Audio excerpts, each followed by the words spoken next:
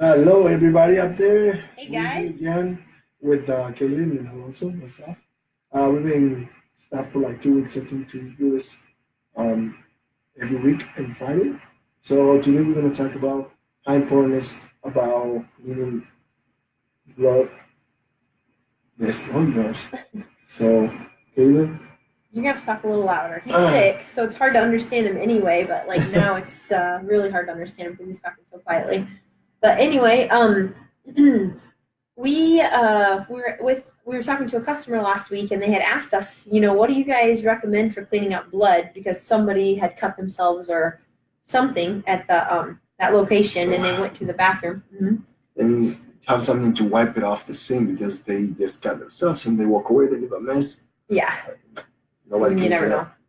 But so anyway, so they asked us what we would recommend to use for blood, to clean up blood. And real quick, it's like storming like crazy outside, and you're probably gonna see like lightning and hear thunder and stuff like that. Hopefully it's not too loud, but I hope it's not hurricane coming this way. yeah, that'd be bad, especially since we're in the middle of the country. Hurricane would be pretty exceptional. Oh. But so they had asked us that, and we thought it was kind of interesting that you just kind of take for granted that people have like safety kits and things like that at their offices, but apparently not everybody does. So we just kind of wanted to, this is gonna be like real quick, kind of touch base a little bit and say, talk about the importance of having a safety kit at your office or your location, and having your people trained to know how to use the safety kit, when to use the safety kit, um, or if there's different safety kits, which one to use for which circumstance. So, blood obviously is a different situation, and that actually should require its own safety kit. Um, but I mean, like just having the basics. I know this sounds kind of silly, but it's really important to have these things at your office because if you don't, somebody gets hurt. You can spread diseases. You can go Yeah, ahead. I'm sorry, Ginger. It seems silly, but in the long run, like if you don't have you have to have somebody that knows how to clean it well. Anybody can go up there and wipe it down, grab a rag and say, "Hey, it's clean. I clean it." But they don't realize how dangerous it is to touch blood that's not yours. I mean, anybody can have a bad disease that God prevented that you don't have anything or you don't get it, but you never know what is in that blood. Or you can catch anything, and if you don't have it set up system. We call it systems and everything that we do. But if you don't have that system set up to train your people in how to deal with situations like, let's say, blood, learn about blood, and what about if somebody got something in the eye? How do they want to clean out the eye? Anything about the safety, you have to have a time frame in a month or every 2 months or whatever. You have to review those programs because if you don't review it, people forget and they don't know how to react because you don't know how to people can handle pressure. So if you didn't know how to handle pressure when it's happening, if you don't even train, you don't even have the time to realize that that guy got his head off. God, I hope not. Yeah. But if you see all that and you start freaking out and you don't know how to react, and if you don't was not trained or don't take the time to see where's the stuff to clean and how to help him, that's a big issue right there. For example, maybe it's been several years. Somebody was eating lunch. Everybody was sitting down at lunch, and I'm sorry, it's not No, I about had a blood. question for you, but go ahead. It's not about blood, but it was this guy eating, and he starts choking, and everybody starts freaking out. Everybody run away from him instead of trying to help him. You know, everybody freaked out like, "What the heck? I don't want to touch him. What the heck happened?" And he was choking, and I was not trained, but I was like, "Oh man, I gotta do something." And I started holding his stomach and pushing up, so it threw up. It was a big chunk of me stuck Ew, in his throat. gross. So is what I say. Like But not having the training, yeah. if you don't have the training and everybody freaks out because like what the heck am I supposed to do? So I think have the safety issues in hand like every month review. It seems silly, but you never know when it's gonna happen something bad. Yep. And it sounds silly, but it's gonna be no silly when anybody get hurt and all the insurance and all those claims and start taking money out of your pocket. That's when I'm like, what?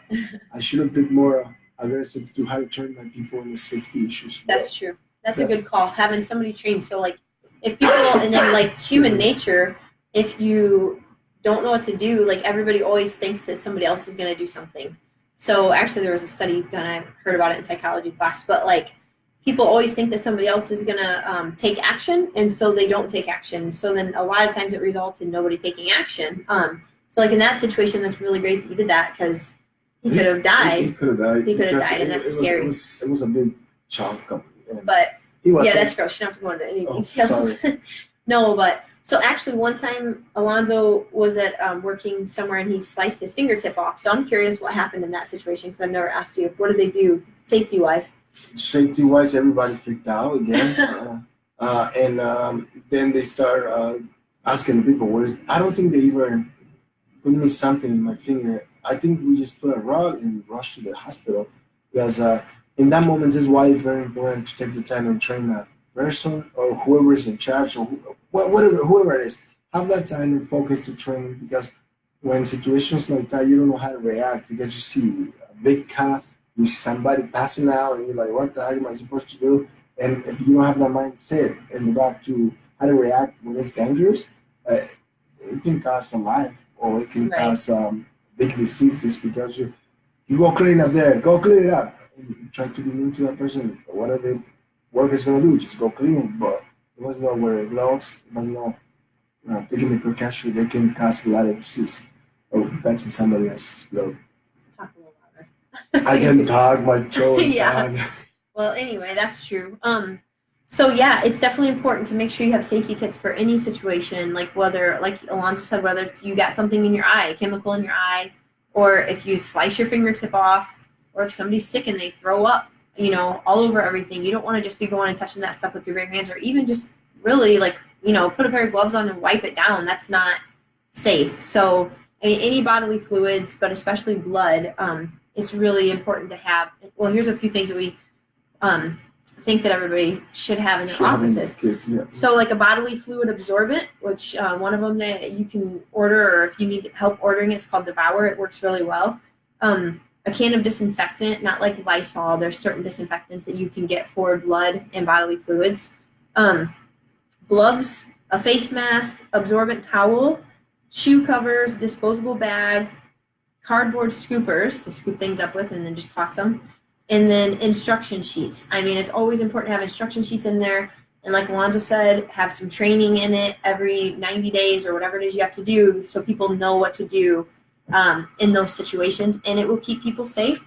Not only can it save lives, but also somebody else is not going to be contracting anything that another person's carrying, which is God forbid that happened. That would be horrible. That happens. Also, you prevent to get people sick.